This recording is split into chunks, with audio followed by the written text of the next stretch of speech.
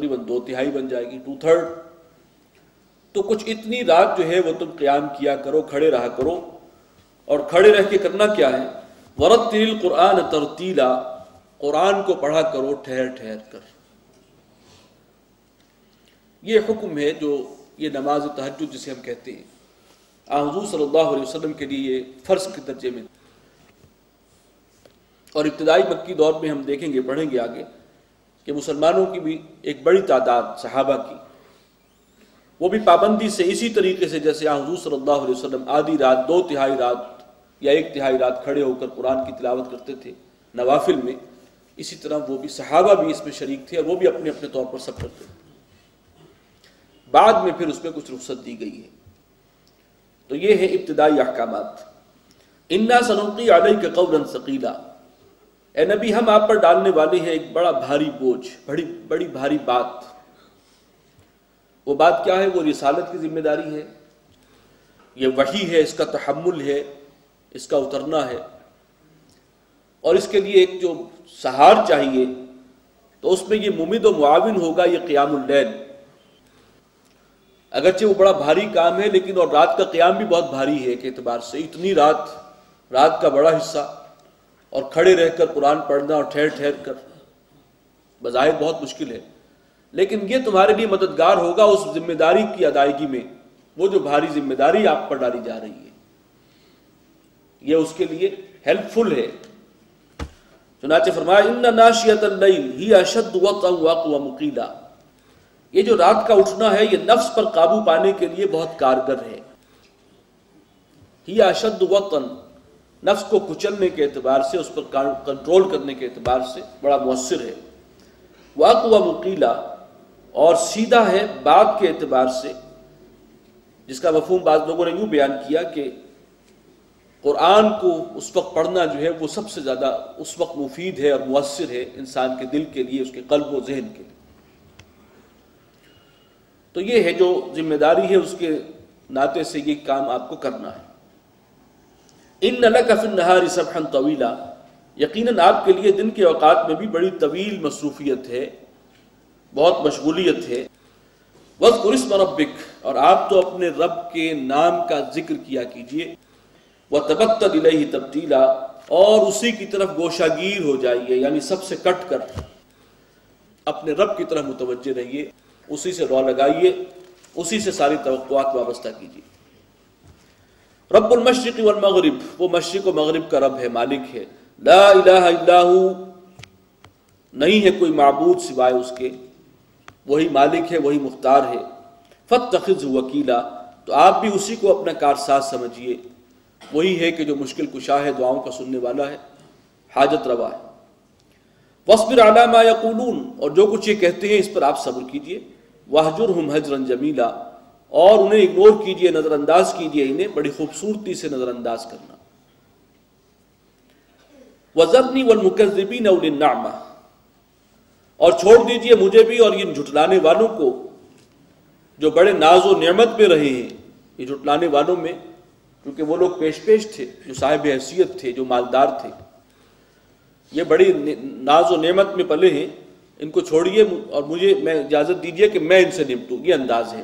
وذرنی والمکذبین ومہلہم قلیلا، اور اے نبی آپ ان کو مہلت دیجئے تھوڑی سی۔ ان لدینا انکالا وجحیما، یقیناً ہمارے پاس بیڑیاں ہیں اور آگ کا ڈھیر ہے۔ وطعاما ذا غصۃ، اور وہ کھانا ہے کہ جو گلے میں اٹک جانے والا ہے۔ وعذابا الیما، اور عذاب ہے بہت دردناک۔ یوم ترجف الارض والجبال، جس دن کے کانپے گی یہ زمین بھی اور تمام پہاڑ بھی۔ وکانت الجبال کثیبا مہیلا، اور پہاڑ ایسے ہو جائیں گے جیسے بھربھرے ٹیلے ہوں ریت کے۔ یہ پہاڑ اس طریقے سے جو ہے جیسے ریت پھسل جاتی ہے، اس طریقے سے وہ بکھر جائیں گے۔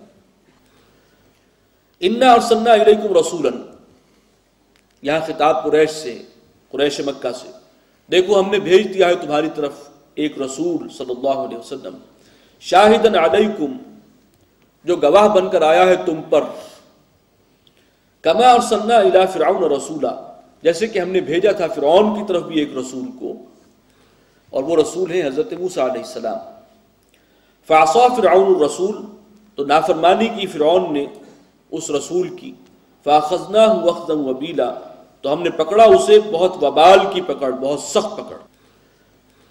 فَكَيْفَ تَتَّقُونَ إِن كَفَرْتُمْ، تو اے مشرکین عرب، اے مشرکین مکہ، تم کیسے بچ جاؤ گے اللہ کی پکڑ سے اگر تم نے کفر کیا؟ جب فرعون کو اللہ نے نہیں چھوڑا، اسے نہیں بخشا، تو تم کیسے بچ جاؤ گے؟ یوم یجعل الولدان شیبا، اس دن سے کہ جو بچوں کو بوڑھا کر دے گا۔ السماء منفطر بہ، اور آسمان اس کے بوجھ سے پھٹ پڑنے کو ہے۔ کان وعدہ مفعولا، یہ اللہ کا وعدہ ہے جو پورا ہو کر رہنے والا ہے۔ ان ھذہ تذکرہ، یقیناً یہ ایک نصیحت ہے، یاد دہانی ہے، ایک وعظ ہے۔ فمن شاء اتخذ الی ربہ سبیلا، تو جو کوئی چاہے اختیار کر لے اپنے رب کی طرف راستہ، یعنی اس راستے پر، صراط مستقیم پر گامزن ہو جائے۔ ان ربک یعلم انک تقوم ادنی من ثلثی اللیل ونصفہ وثلثہ، اے نبی آپ کا رب جانتا ہے کہ آپ کھڑے رہتے ہیں، قیام کرتے ہیں رات کے وقت، ادنی من ثلثی اللیل، تقریباً 2/3 رات، ونصفہ اور آدھی رات، وثلثہ اور 1/3 رات، جیسے کہ حکم ہوا تھا بالکل اس کے مطابق آپ عمل کر رہے ہیں، ہمیں معلوم۔ وطائفۃ من الذین معک، اور آپ کے ساتھیوں میں سے بھی ایک گروہ ہے جو اس کو پابندی سے اس پر عمل پیرا ہے۔ واللہ یقدر اللیل والنہار، اور اللہ تعالیٰ ہی ہے کہ جو رات اور دن کا اندازہ ٹھہراتا ہے۔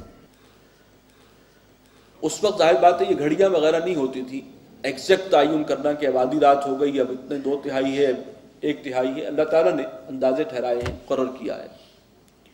علم ان لن تحصوہ، اے مسلمانوں اللہ نے یہ جانا کہ تم اس کا شمار نہیں کر سکو گے، اس کا حساب بھی پورا نہیں رکھ سکتے، اور ایک مفہوم یہ ہے کہ اس کو نبھا نہیں سکتے زیادہ دیر کے لیے۔ یہ بہت سخت مشقت ہے رات کا یہ قیام، اور اتنی دیر کا۔ اکثر مفسرین کی رائے یہ ہے کہ اب یہ جو آیت ہے تقریباً 1 سال کے بعد نازل ہو رہی ہے۔ 1 سال تک جو ہے حضور صلی اللہ علیہ وسلم کے ساتھ صحابہ بھی اس حکم پر عمل کرتے رہے، قیام اللیل کے حکم پر۔ تو علم ان لن تحصوہ، اللہ نے جانا کہ تم اس کو نبھا نہیں سکتے، اس کا شمار بھی آسان نہیں ہے، اس کا حساب رکھنا بھی آسان نہیں ہے۔ فتاب علیکم، اس نے تم پر عنایت فرمائی، رحمت کے ساتھ وہ متوجہ ہوا تم پر۔ فقرؤوا ما تیسر من القرآن، تو اب پڑھ لیا کرو جو بھی سہولت سے میسر ہو تمہیں قرآن میں سے۔ یعنی اب یہ آدھی رات، 1/3 2/3 یہ پابندی نہیں، جتنا بھی سہولت سے پڑھ سکو وہ پڑھ لیا کرو۔ اور مفسرین نے یہ لکھا ہے کہ وہ جو فرضیت تھی جو صحابہ نے بھی اپنے اوپر فرض سمجھا تھا وہ اب نہیں رہی، اب ان کے لیے نفل ہے، لیکن تشویق ہے، پڑھ لیا کرو جتنا بھی میسر ہو، جتنا بھی تم سہولت سے پڑھ سکتے ہو۔ علم ان سیکون منکم مرضی، اللہ کو معلوم ہے کہ تم میں سے بہت سے ایسے بھی ہوں گے جو بیمار ہوں۔ وآخرون یضربون فی الارض یبتغون من فضل اللہ، اور کتنے ہی لوگ اور ہوں گے جو سفر کریں گے زمین میں اللہ کے فضل کو تلاش کرنے کی خاطر، یعنی تجارتی سفر بھی ہے رزق کے لیے۔ وآخرون یقاتلون فی سبیل اللہ، اور بہت سے اور ہوں گے تم میں کہ جو قتال کریں گے اللہ کے راستے میں، اور اس کے لیے پھر نکلنا ہوگا انہیں زمین میں۔ تو ظاہر بات ہے کہ وہ شیڈیول ڈسٹرب ہو جاتا ہے، روٹین جو ہے وہ نہیں رہتا سفر کے اندر، اور پھر کوئی شخص مریض ہو، بیمار ہو جائے تو اس کے لیے بھی یہ پابندی جو ہے بڑی مشکل ہے۔ فقرؤوا ما تیسر من، تو بس اب پڑھ لیا کرو جتنا بھی آسان ہو، اس میں سے جتنا میسر ہو سہولت کے ساتھ۔ وَأَقِيمُوا الصَّلَاةَ وَآتُوا الزَّكَاةَ، اب یہ بات آ گئی کہ یہ جو 5 وقتہ نماز ہے اس کی پابندی کرو، اب یہ بہت اہم ہے، یہ ہے لازم، نماز قائم رکھو اور زکوٰۃ ادا کرتے رہو۔ وَأَقْرِضُوا اللَّهَ قَرْضًا حَسَنًا، اور اللہ کو قرض دو، قرض حسن، اللہ کی راہ میں خرچ کرو، اس کے دین کے غلبہ و اقامت کے لیے اپنا مال لگاؤ۔ وَمَا تُقَدِّمُوا لِأَنفُسِكُم مِّن خَيْرٍ، اور جو بھی اپنے لیے آگے بھیجو گے کوئی نیکی، کوئی خیر، تجدوہ عند اللہ، اسے پاؤ گے تم اللہ کے پاس، ہوا خیرا وَأَعْظَمَ أَجْرًا، اور اسے پاؤ گے اس شان کے ساتھ کہ وہ بہت بہتر حالت میں اللہ تمہیں لوٹائے گا اور بہت زیادہ اجر سے نوازے گا۔ وَاسْتَغْفِرُوا اللَّهَ، اور اللہ سے استغفار کرو، گناہوں کی معافی مانگو۔ ان اللہ غفور الرحیم، اللہ بخشنے والا ہے، مہربان۔ بارک اللہ لی و لکم فی القرآن العظیم ونفعنی